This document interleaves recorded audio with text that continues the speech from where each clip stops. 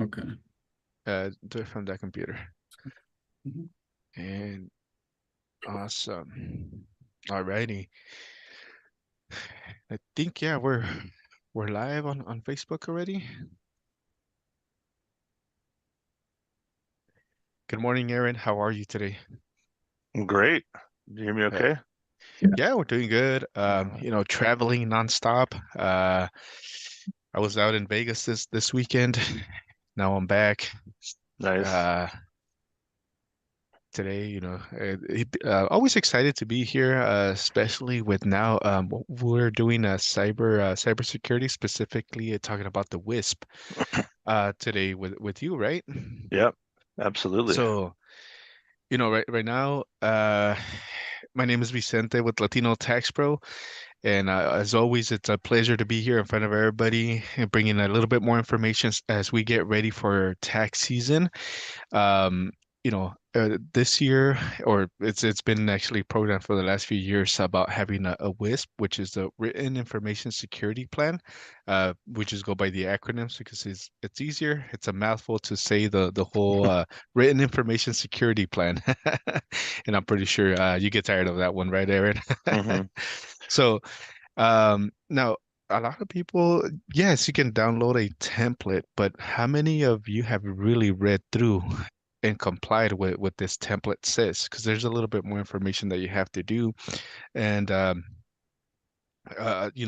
you aware of the legal obligations and the safeguard of your client's information? And so we have that going. So today, oh, and we have our CEO joining us today as well, Mr. Carlos Lopez. Welcome, Mr. Lopez. And I'm just doing introductions here. So, do you want to say a few words, Mr. Lopez? Well, I'm really excited to be here today with everyone. Um, This is an exciting time. The IRS is really going to look at our safeguards, look at our networks. Everybody's under attack. And I know we get thousands of attacks. And so today is very important. If you apply for a P10, you're agreeing to set up a WISP program. And Aaron will explain that to you what that is. But yeah, I'm excited to be here today and thank you for showing up. Yeah, thank you, Mr. Lopez, and thank you, everybody. So we have two members of the Saber Tech group. We have Javier and Aaron. Javier, do you want to introduce yourself before we jump in with Aaron? Sure. Good morning, everyone. My name is Javier, and I'm part of the Saber Tech team. Yeah, it's gonna be very interesting. The WISP, it's very, it's something that's, kind of new, and we've been trying to get more awareness. So because, when you get that P10, you're clicking on that box and you're agreeing to have your WISP implant. So that's where we come in, and yeah, looking forward to the presentation. If you guys have any questions or anything, just write in the chat. Yeah, definitely. And thank you for that, Javier. So if you're following us on Facebook or any other social media platform, we're live right now, Facebook, in LinkedIn, and YouTube. So if you have any questions, submit them in the chat box, and we will read them out to Aaron. And any questions that you may have regarding that, if you have something in place or you're looking at something to set in place, definitely this is the group to ask. But without further ado, Aaron, do you mind introducing yourself to our friends that don't know you yet? Sure. So I'm Aaron Waters. We're also on the Saber Tech team, and me and the firm, the firm that I've worked with the Latino Tax Pro in the past, we have been specializing in cybersecurity and IT for the last 15 years, and there's been a lot of changes, and other industries have been regulated like this in the past much earlier, such as healthcare, financial, like banks, and those kind of institutions that carried a lot of important, life or death or serious amounts of money. So the infrastructure and the precedent for this is actually well placed. So they're just sort of stamping and repeating for the wider financial institutions, which include accountants, tax preparers, wealth advisors, that sort of thing. So yeah, excited to dive into it if we can get rolling. Yeah, definitely. We can get started, and you can also, if you're going to be at the fest, you can meet the team there. We're going to have Aaron and his team, the Saber Tech Group team out at the fest. Remember, we moved up the dates June 24th to the 27th. And one of the most exciting news today is that our prices are still at $349. They're going to be going up as of January 1st. So take advantage of these price points. I'm sorry, $399 are the price points right now, and it's going to go up to $449. So save some $50 from now until the end of the year. So I want to definitely encourage everybody to be out there. It's going to be fun. It's going to be full of networking. You can meet teams like Aaron's team out at the fest. So do you have a presentation, Aaron? Yes, yeah. So Oh, real quick, I'm sorry. Oh, yeah. I just want to add in that the IRS Commissioner Danny Warfel, has agreed to be our keynote speaker. Awesome. So we're going to have the IRS Commissioner and two of the top executives that run the professional services, tax preparers, and the lead on the I-10 program. So we'll have all those updates at our fest. And it's going to, like Vince was saying, we moved it up to the last week of June. So that way we don't interfere with anyone else. One of the reasons we did that was, it's the pool party. It's 110, 13 degrees, 14 degrees. It's super hot. So we moved it because now it's gonna be 110. It's a cool 110. What a relief. Yeah. Close one. Yeah. But Javito, can you allow Aaron to share his screen? Sure. Let's see. Yeah, and maybe the DJ's computer won't lock up because of the heat this time. Yeah, it shouldn't get overheated this time. Do I just click on make co-host, Vince? Or Yeah, co-host. yeah. Okay.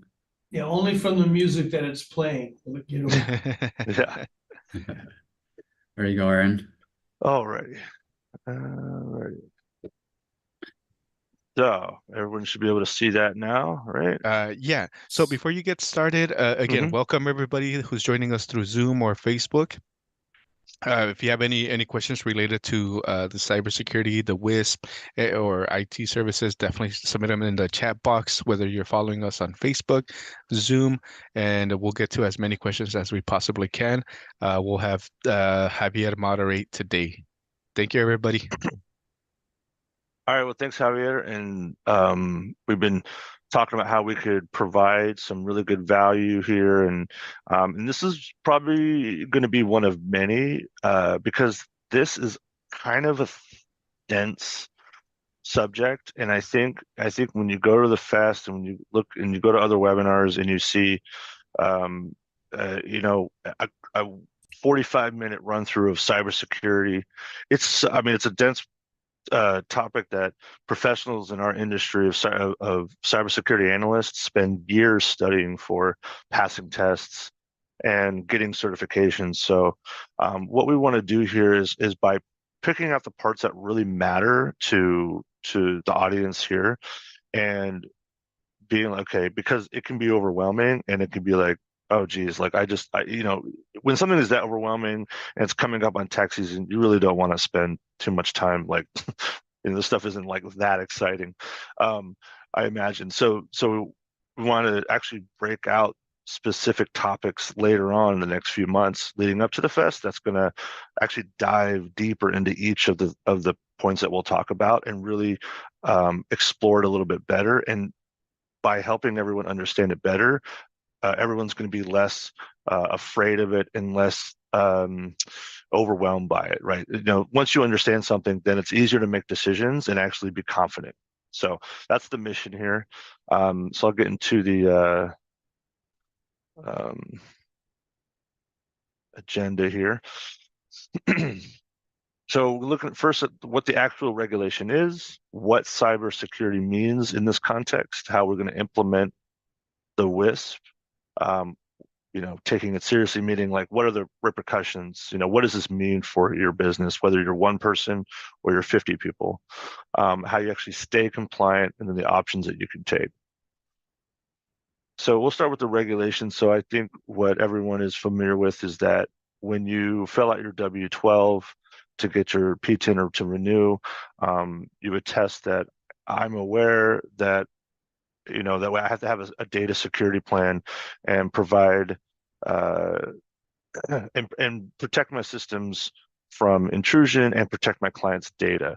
That's ultimately what we're trying to accomplish here. What the government's trying to do is say, hey, if your client's data is stolen, what that means is millions of dollars of false tax returns, identity theft, and other financial crimes can be performed on your clients without their knowledge, and unfortunately pretty easily. So their only way of really preventing that, I mean, obviously they can levy fines and go after criminals, but also they're trying to prevent. And so that ultimately starts the first line of defense is with us as financial advisors, tax preparers, bookkeepers, people who have access to this data. So this was a little bit more vague, I would say, in the past. And so last year they enacted the FTC safeguard rule, which actually put real definitions into what they're expecting, and a lot of that was based on what's called the NIST 800-171, which is a National Institute of Science and Technology. It's like a standard of how data should be secured. It's the backbone of HIPAA, of FINRA, of SEC regulations, of CMMC, which is a manufacturing for defense contractors. They all use the same framework, and so handling the WISP, the Written Information Security Plan, is going to follow the same framework, but we're going to kind of take a lot of the tech jargon out of it and try to make it easy to understand. And so the ultimate language they use is reasonable information security program, meaning if you're 5 people and you manage, 1,000 or 2,000 clients, total returns per year, they don't expect you to hire a security operations center and implement thousands of dollars in software and all that kind of stuff. They don't expect you to do that. It should be reasonable to your size and to your risk. So you have to spend some time, some money, a little bit of effort. There has to be some sort of attention and diligence paid toward protecting data with whatever you can. But that's why there's a system to start by analyzing what you have to do. So it really boils down to the number one thing that they want to do is identify who's responsible. Which if you're the owner and it's you and your spouse or just a couple of people running an office, it's probably you as the owner. If you're larger, you might designate an operator to be the security officer, and then that person needs to go through and run the risk assessment, implement the changes, train the staff, follow the policy that you put in place, and then ultimately, and this is in October, they released an amendment, so very recently, that had a incident response requirement. Now, your WISP is supposed to contain an incident response plan, like what you're supposed to do when something happens, because that's part of the plan. And then you're supposed to report that to the FTC if there is an incident, right? They want to make sure that you are ultimately, if something happens, it's your duty to your clients. It doesn't mean that it's the end of the world, but you do have to report it. That's actually, if you do that right away, that you are going to get the best result and probably not too many repercussions because you took action. So that's a new amendment. They've said that if over 500 people are affected, you are required by law to report to the FTC. You should still report it if it's under that. You should let your clients know that there was an event, right? That's your duty to them. But by law, it's now required that you report over 500 if there's been some sort of hack or access to your system that was unauthorized. That way they can go let those people know, hey, you were attacked or your data was stolen, take precautions, and they're going to go into and work with the IRS to make sure those records are extra protected because you let them know that their data is out there, that it got stolen. So that's why they do that. So in order to do this, we have what's called the WISP cycle. This is based on that framework I was talking about, and this is really the WISP is not just a document. I mean, it starts as a document, but it's not just a document because documents don't do anything, right?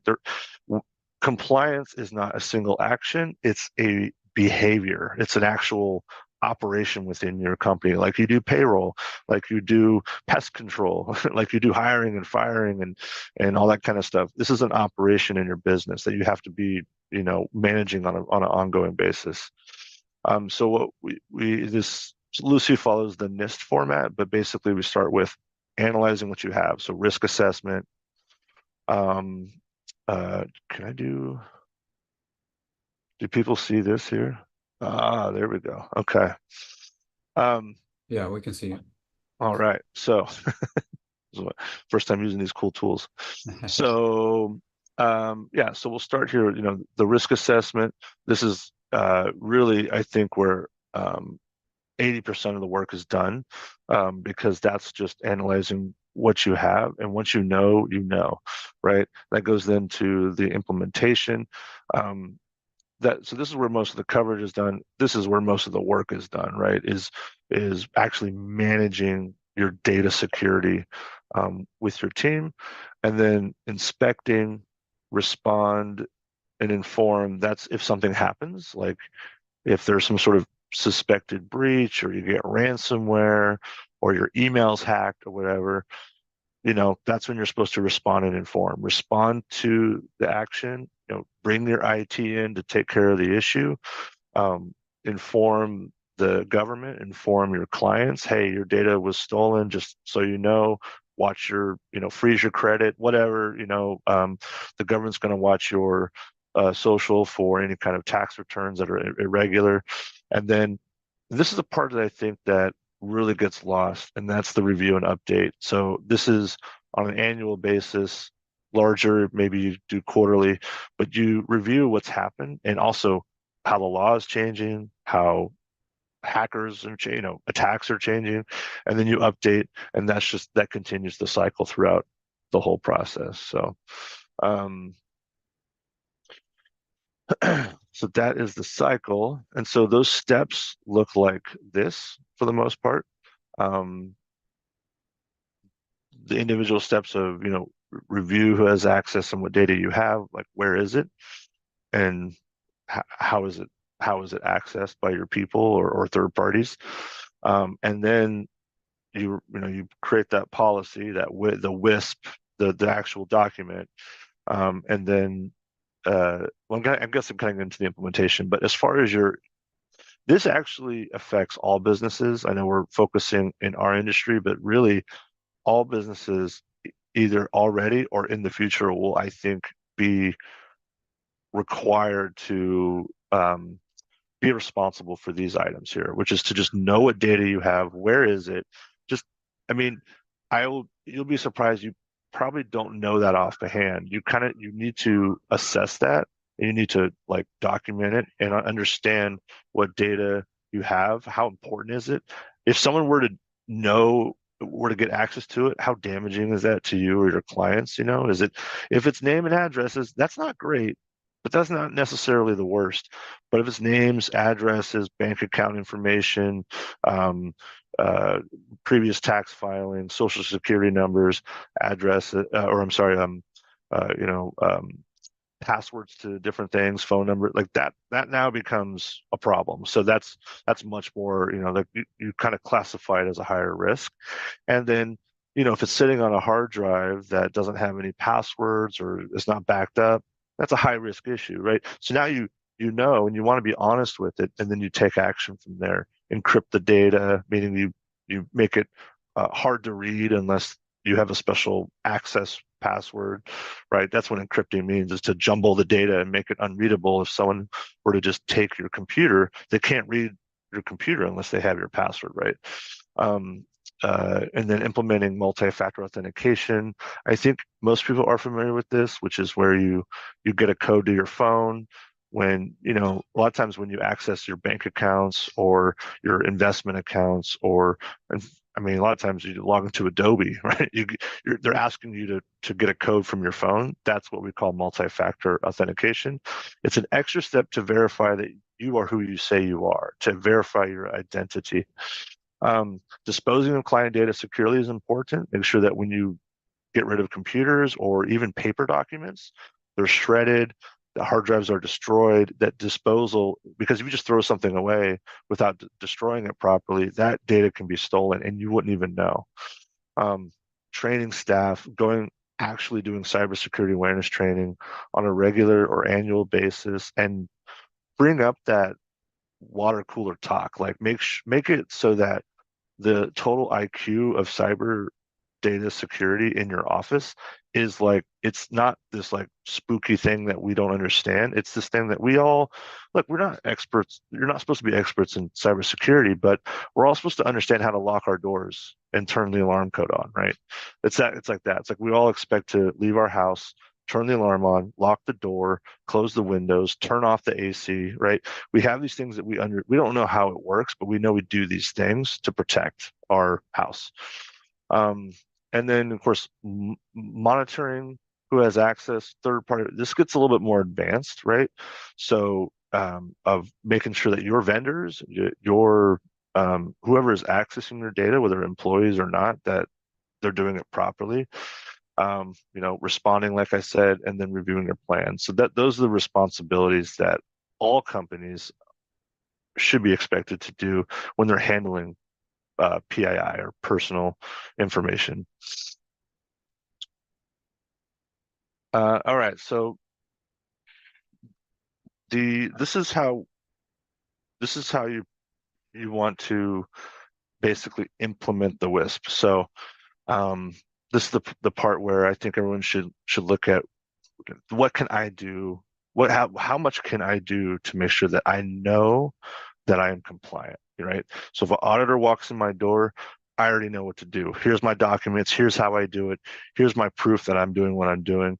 Because if you do everything you can do and something still happens, you're okay. You're not going to get fined. They're going to be, hey, you did everything possible, but this new bug that no one knew about got hacked, and it was not your fault because you did everything possible, right? It's okay. It's not the end of the world to have an incident, but it is a problem if you're negligent. So it's basically really three-pronged. Perform the risk assessment, take that seriously, be honest, because you want to make sure that you can show improvement, and then adopt the policy. So you have the written policy. It's written like a policy. It says, we do these things. Here's our standard. If we don't do them, we write up the employee, we fire the contractor, we whatever, right? Sanction. What do you do if someone doesn't follow the policy? And then what do we do if the incident, if there is a hack? Like, what do we do? Like, if something happens and your systems are hacked and you don't have a playbook of what to do, it's going to be chaos. So you want to be like, it's like in football, like, okay, it's 4th down and 3 yards to go. What's our play? What's our go-to play? So, you pull out the policy that says, okay, when something happens, okay, I call my insurance. I let the owner know. I call IT. I call, I let, if it's, big enough, we let the clients know. We call the FTC, then we do damage, we do incident response. We figure out, there's a whole, if that's already there for you to do, you don't have to freak out. You just pull the policy out and follow the policy. The owner and the security officer, sometimes they're the same person. They need to sign it. And then you need to have all the employees read it and attest to it and be like, I understand. Because ultimately, they actually have more responsibility than you do at the ground level. Like, you're in charge of managing their success, but ultimately they're touching the data probably as much as you are. So they need to understand it as well. And they need to sign, hey, I understand this policy, just like they would an employee handbook. And then based on the risk assessment and your policy, you take action. So you make sure that you have individual accounts so that people are accountable. If someone's logging in, if everyone has the same password and everyone uses the same account to log into Dropbox or log into the tax software, like, and if something happens, who are we holding accountable? If everyone has the same account, this is why you need to have one account for each person. And that's also going to keep things more secure, because if everybody has the same password and everyone has one account, it's a lot easier to get hacked. But if everybody has their own password that they never share, that's complex, then everyone accesses it with their own account and they're accountable for their own actions. We put multi-factor authentication in place so that all access is, your identity is verified, because anybody can steal a password. But if I have to ping your phone or do some other identifiable action to verify that you are who you say you are, then that's a lot safer. Now, multi-factor authentication is not the end all be all. It is not the high, but it eliminates 98% of possible attacks. Because now if I steal your password, I can't access your data. I have to take an extra step to steal your phone number or your phone service so I can, act as you, which is possible. But I'm saying it's like I have to really want to hack you at this point. I have to really spend resources. And as a hacker, I'm going to move on. I'm going to move on to the next company that's not taking those measures, right? I'm not going to spend a bunch of time and money trying to hack you because it's hard now, Also, all data is encrypted and backed up. So anytime data is sitting on your computer, on a USB stick, in transit to somebody else, it needs to be encrypted, because otherwise it's like taking people's tax returns and sending them to the IRS by handing them to other people, and those people handing them to other people without even putting it into a folder. Right? So anybody could just read it and see all the data on it. That's like transferring or storing data without encrypting it. And then also making sure everyone's trained and everyone understands why we're doing this. And the why is important. We can't just be like, do this training, don't click on things, right? I mean, it's good to tell people that, but if you understand why, and people do the training, everyone's kind of now has a shared understanding. So that's basically the steps to implement a written information security plan, rinse and repeat every year.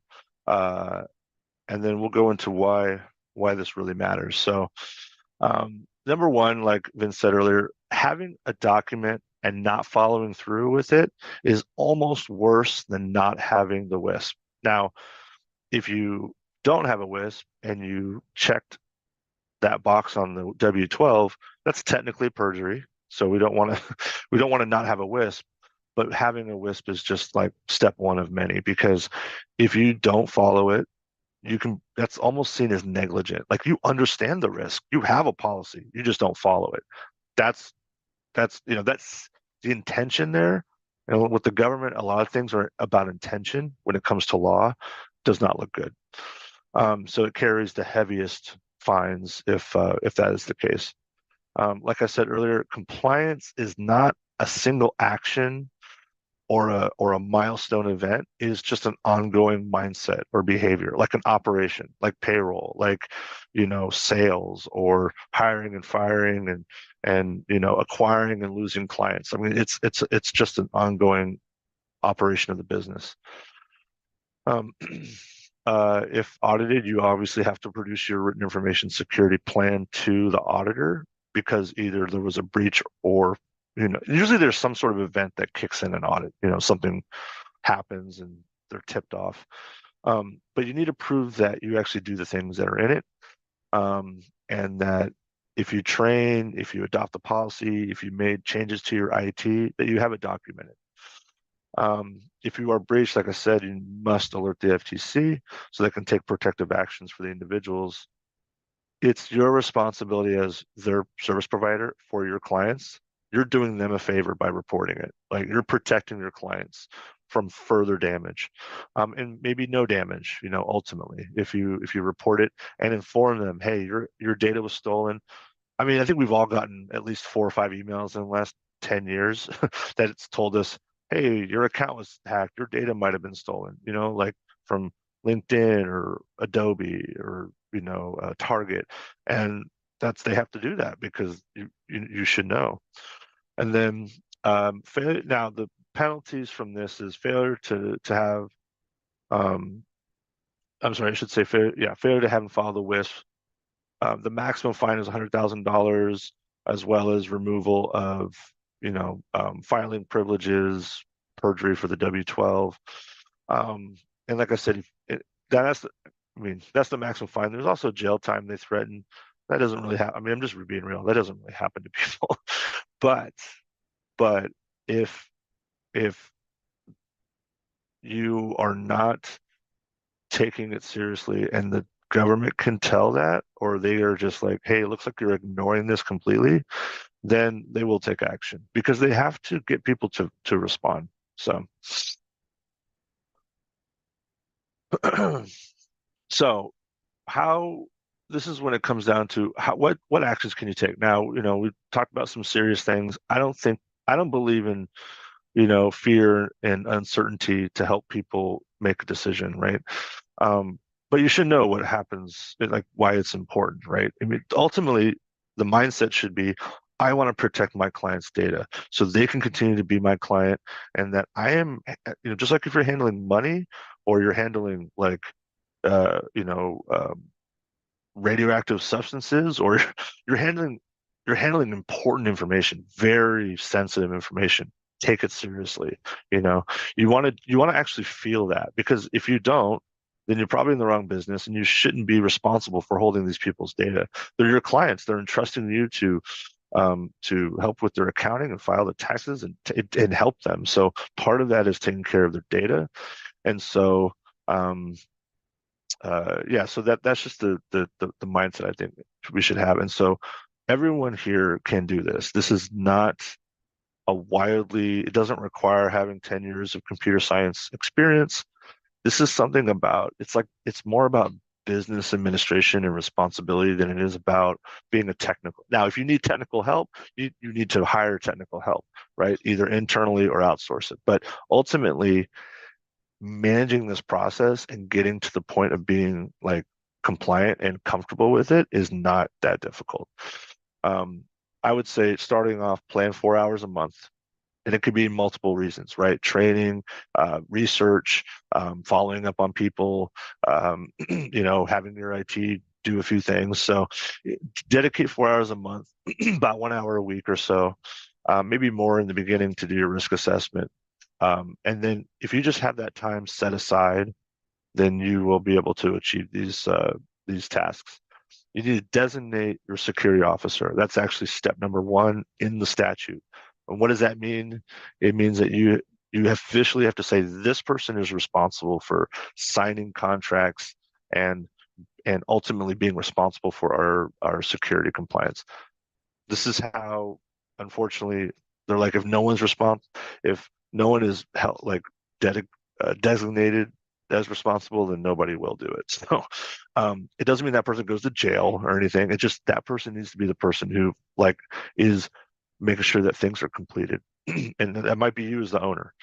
And then you perform your risk assessment and be honest about your weaknesses, your vulnerabilities.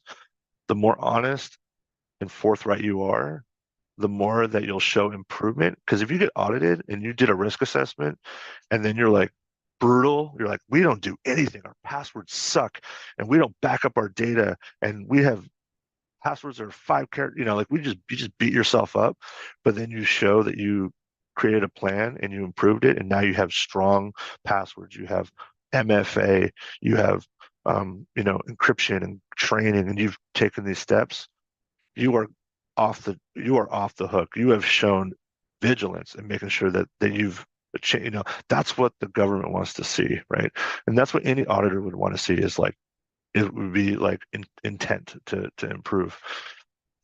And then you also actually protect your client's data a lot better. Now then you implement those security measures, right? Either you do it yourself, you hire IT, whatever, or you collaborate, right? You make your work plan and then you execute. Training staff, I think that one kind of gets left off the list a lot. Training your staff is going to make all of this so much easier because now you're not going to be like pointing at them to do things. They're going to take the initiative to be diligent themselves because now they understand how important it is to protect this data. Document the training. Anything you do, you want to document it. Document when you make changes to IT, when you implement changes, document. Educate yourself. Go to webinars, watch YouTube, get newsletters. Just just get that flow of information coming to you so that you are not ignorant. And then part of this is having your security officer review data access. So making sure you're on a regular basis, who has remote access to the network or to our tools? What logins we have. Do we have terminated employees that have active accounts with active passwords? Delete them, and who has access to our cloud data like Dropbox or Google Drive, or if your tax software has a client portal, like make sure that's all clean, right? Somebody needs to be responsible for keeping on top of that. That's if you ignore that, that's how things can happen. And then redo your risk assessment annually. It's a lot easier the second, third, fourth, fifth time. Update your WISP and retrain the staff because things are going to be changing. So this right here. I'm assuming here, maybe I can get some feedback. I believe anybody could handle these tasks because if you basically do this right here, you will be compliant and you will stay compliant. All right, so the next step is to take action. I'm pretty much wrapping up here in a bit so we can get to some questions and have more of a discussion. But and there's really three ways you can go about doing this. So the first option is you take all of this on yourself, dedicate those 4 or 5 hours a month. You do not repeat, are not required, and you do not have to hire or pay anyone to make your WISP. That is not a requirement. It's just a service. Or to do the risk assessment. There's a free template from the IRS. This is a routine business operation. So if you want to tackle this yourself, you can absolutely do this, and you should. Option B, probably to save some time and sanity and to not feel so on your own, you can hire someone to do the risk assessment and to complete the WISP. A lot of services that do this. Now you would still need to implement and follow the policy. So that's the important thing. You have to actually take all the action beyond that. I mean, ultimately, no matter what you do, you have to take action within your company. But as far as like having the policy, you now need to follow the policy still, whether you have someone else create the document or not. Or what you could do is you could outsource your compliance to a firm who can perform the risk assessment, create the WISP, help hold your hand while you implement the requirements. Because like I said, you need to do it, but someone's there kind of watching what you're doing and verifying you're doing it right. Inform you on new changes, new security risk, and maintain the compliance as an ongoing service. And then your security officer, which I repeat is always has to be an employee of the company. Your security officer would be the one who would just make sure that the outsourced company is doing what they say they're doing. So these are your options to move forward. The other option, D, is to not do anything. I don't think that's an option. That's not taking action. So that's how we've broken it down. And ultimately, to come around to what Saber Tech Group does is, we want to be here and we want to help provide ongoing information and educate everyone in the industry, make sure everyone's aware, and we'll do that. We'd happily do that for anyone who wants to come and hang out. But we do this as well. We will help you create the WISP and do the risk. The risk assessment is kind of a RA light. It's not really a high touch one, but we're just going to make sure that we understand what to put in the WISP. And then you have that, and then you need to take action from there. Or we do this as a service. So for a subscription, we'll handle all of these tasks here, and just be in your camp. Like we're sort of a department of your company at that point.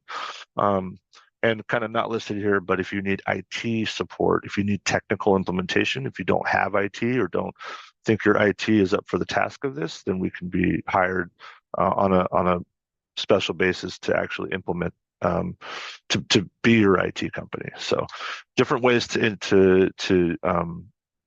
engage with us. And so how that looks is our two programs here, which is like so this here would be like option B. Oops. Hey Aaron, Yeah. actually I have a special announcement for LTP members. So I'm actually gonna put a link on the chat, Okay. and for the special promotion we got for LTP members. So if you're watching this, we're gonna have, let me put it right there in the chat. So yeah, so if you're a LTP member, we have two services. If you wanna kind of go over them, Aaron, and I'll chip Sure. in a little bit. Yeah. Yeah. So those different ways to take action, like I said, B is from here is to have someone help you create the WISP so that it's relevant. Like I said, you don't have to do this. You can do it yourself. But for someone who's going to actually look at your operations, make sure it's relevant, reasonable, and give you some guidance on like, hey, this is what you need to do. That's what this here, the Express. It's a one-time service, right? And Yes. then Correct. like I said, there's as LTP members, there's an extra discount. Yeah. These are just what we have published on the site right now. And then for the compliance as a service option, which would be this option C here, where everything is done for you. The training, the documentation of your policies, the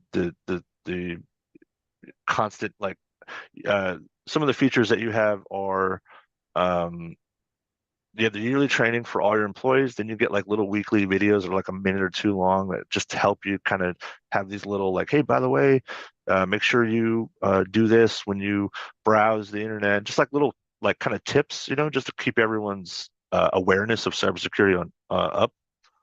And then oh my God. And um, then also like a way for you to actually monitor who's done their training, who's signed off on the WISP or any other policy. Um, and we didn't get into dark web, which that'll be a future webinar, but monitoring your dark web. So if any of your passwords get hacked in another place outside of your control, like if Adobe gets hacked, or God forbid Drake or something, right? Anything that has your login, if it gets hacked and your email was a part of that hack, you'll get notified like the next day. So and so it's just like ongoing, the things that kind of help make this implementation so much easier. And you have to pay attention. You don't get to take your hand off the wheel, so to speak, but now you're not like just figuring it all out for yourself. Awesome, Aaron. Thank you for that. Yeah, like I said, guys, take advantage of this promotion that we have for LTP members, for the WISP. If you want just exclusively just the WISP, it's pretty much $100 off if you go through our portal, and $20 off if you decide to do the monthly membership with all the goodies that we have provide. If you have any employees, or you have multiple offices, then you could definitely take advantage of those discounts. So we have a question, Aaron. It says from Sergio Martinez, thank you. What does the monthly protection plan include? If you want to put the our website, Aaron. I don't know if you could pull it so we could kind of go over Yeah. our services on the monthly one or what's included. Yeah, it'd be good to probably just take it off of there so that I don't miss anything here. Right.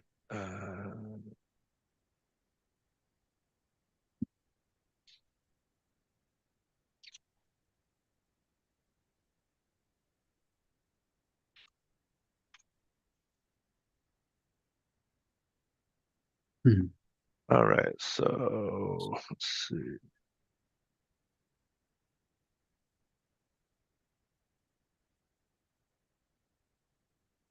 There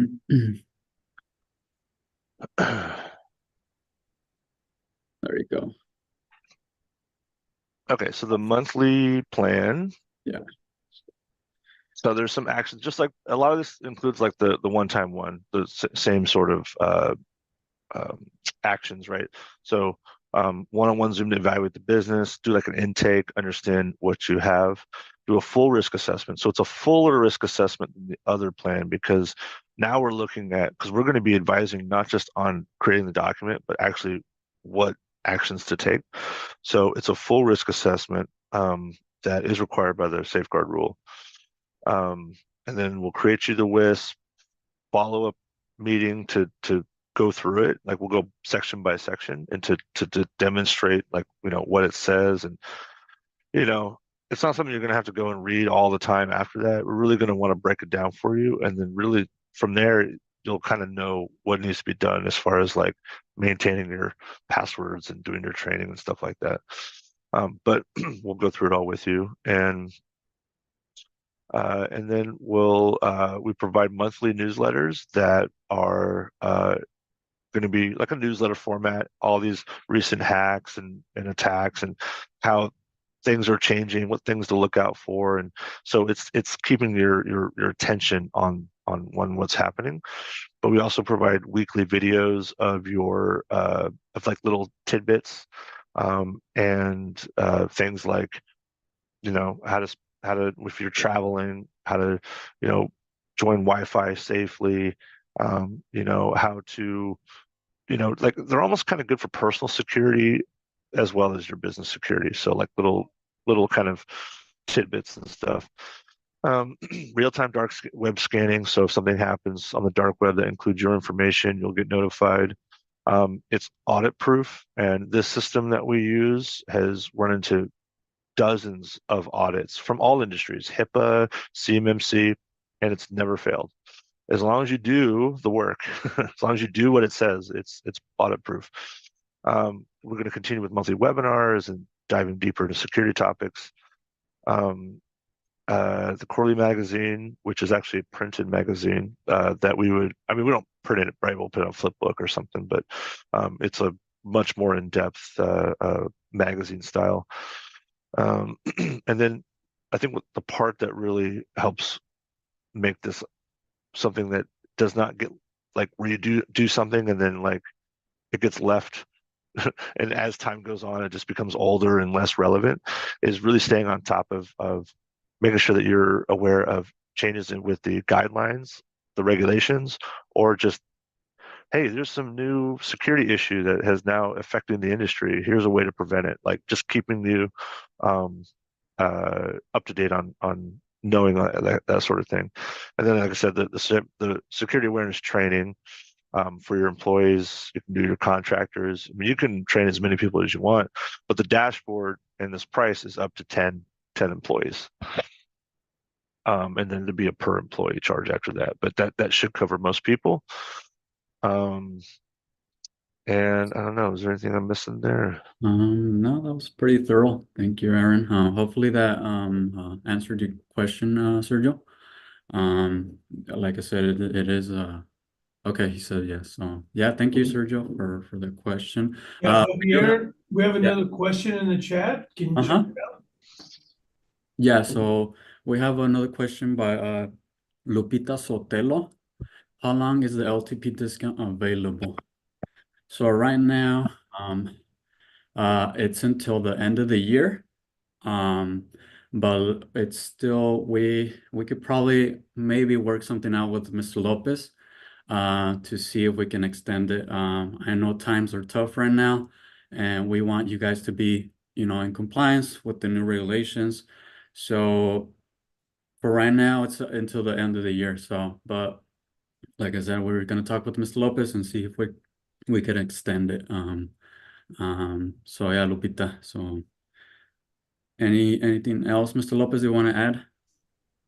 No, we can send out an email, blast. We'll send it out probably right after Christmas. And, Awesome. and we'll let everybody know that if it's extended or not. Probably will. Cool. Yeah. Another thing that, and this is not active yet, but one thing that we're looking at doing in the dashboard, because there's actually a platform that allows us to deliver these things like the videos and the training and the policy, it's all in one nice clean dashboard to use, is that we're trying to implement a way to have the training, the weekly videos, the newsletter, and the all the policies in Spanish as well. So that's something that we're doing that I don't believe anyone else is bringing to the table. Like I said, it's on the roadmap. It's not available yet, but that's as we're working towards the future, that's something we want to add as well. So it's easier for anyone who's ESL to be able to take all the information in Spanish as a primary source. Awesome. Thank you, Aaron.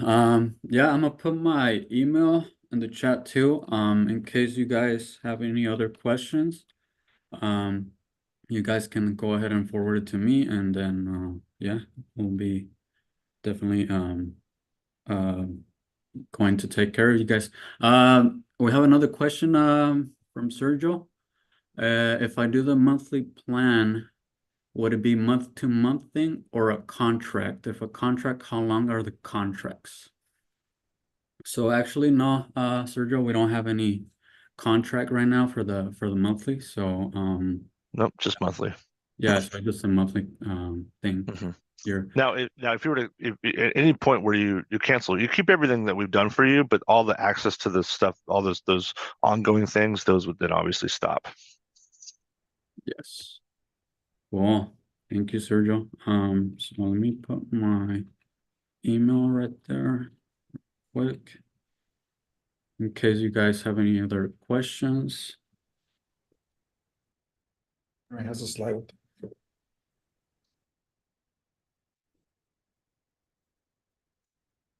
Did you have another slide, Aaron, with our information in there by any chance? No. Yeah, actually, yeah. Yeah, okay. What the heck is that? Yeah, there we go.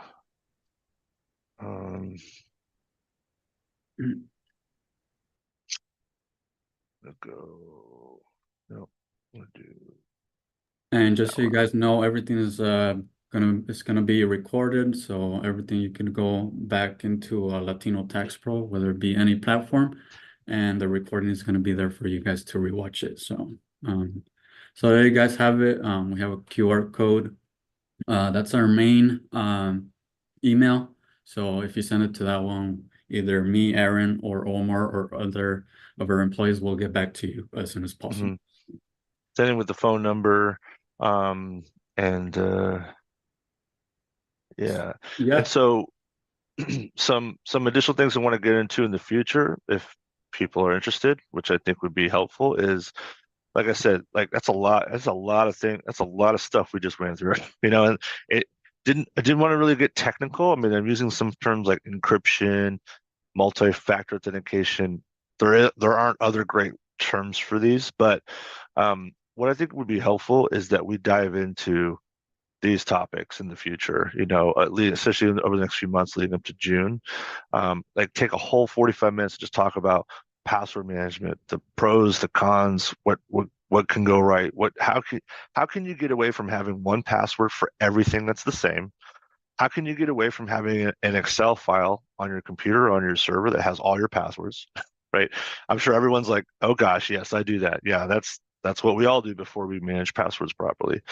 And then also what the dark web means for that, like diving into that and just like helping you, hey, This is all stuff you can do. You can do this. This is not that difficult. And controlling access to, make sure you have MFA or multi-factor authentication on all your stuff. Going in deeper into like backup, make sure your data is backed up, make sure it's encrypted, and then also going more into like that culture of cybersecurity, of training and making sure everyone on your team or even your third-party vendors are vigilant. So just some ideas of how we're going to really demystify and go into these topics that, just like this presentation and many others you've seen, we just barely touched on these. We just said, hey, you need to do these, but what does that mean, right? So we want to give you like, hey, these are inexpensive or free ways to do all these things. Awesome. Thank you, Aaron. Yeah, I mean, any other last words, Mr. Lopez? I mean, we're excited to be a partnership with you guys, and we're looking forward to where it leads to, Yeah, I'd like to say that when you're renewing your P10, it used to say, I understand the WISP program, but what it says now is publication 4557, safeguarding taxpayer data, and then identity theft central, and then protect your clients, protect yourself. So there's a section in here that says, understand your data security responsibilities, and you check the box that says, yes, I am aware of this responsibility. That's where we're talking about as far as safeguarding your materials. Awesome. Thank you, Mr. Lopez. Yeah, any other last words, Aaron, before we No, that's it. Thanks for everyone yeah. joining, and take action. Don't feel overwhelmed or scared. I think that the more that we're together on this, understanding how this works and how taking out all the kind of fluff and stuff in between, and really what does it mean for our businesses, then I think that this becomes a lot easier to work with. And now we can all be more confident and know and be able to tell anybody, yeah, I'm compliant. I went through the steps. I can even tell you how to do it. So thank you everyone for participating.